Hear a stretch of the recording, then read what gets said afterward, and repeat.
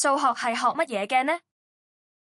我知道，咪就係多項式、方程、聯立方程組、不等式、函數、幾何、三角函數、坐標幾何、排列組合、概率、複數、矩陣同向量，同埋微積分。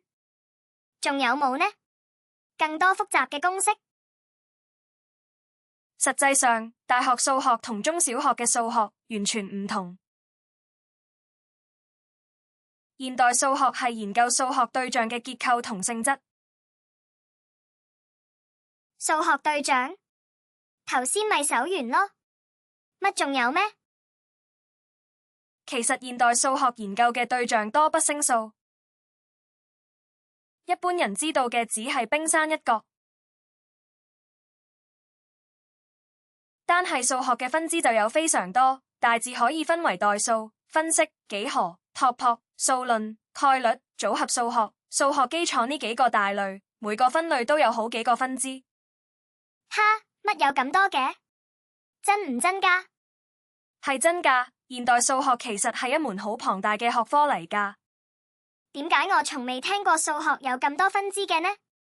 數學同其他學科唔一樣，自然科學好似物理、化學同生物都係研究自然界嘅事物同現象，我哋可以觀察得到嘅。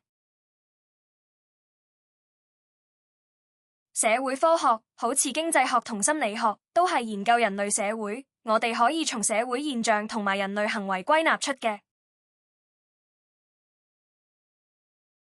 然而數學嘅研究對象唔喺自然界之中，亦唔喺人類社會中，而係由公理系統用邏輯演繹出嚟嘅抽象結構。因此大多數人都唔知道數學有乜嘢研究對象。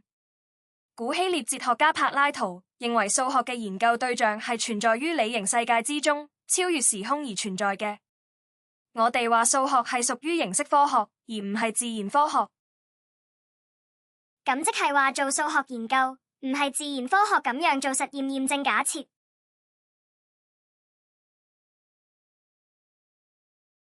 亦唔係社會科學咁樣做問卷統計、搜集資料、田野觀察，再加以分析，係咪？冇錯，數學嘅研究完全係從概念、公理，通過邏輯推導，證明出結果嘅。咁即係話要知道數學嘅研究對象，都要動下腦筋先得啊！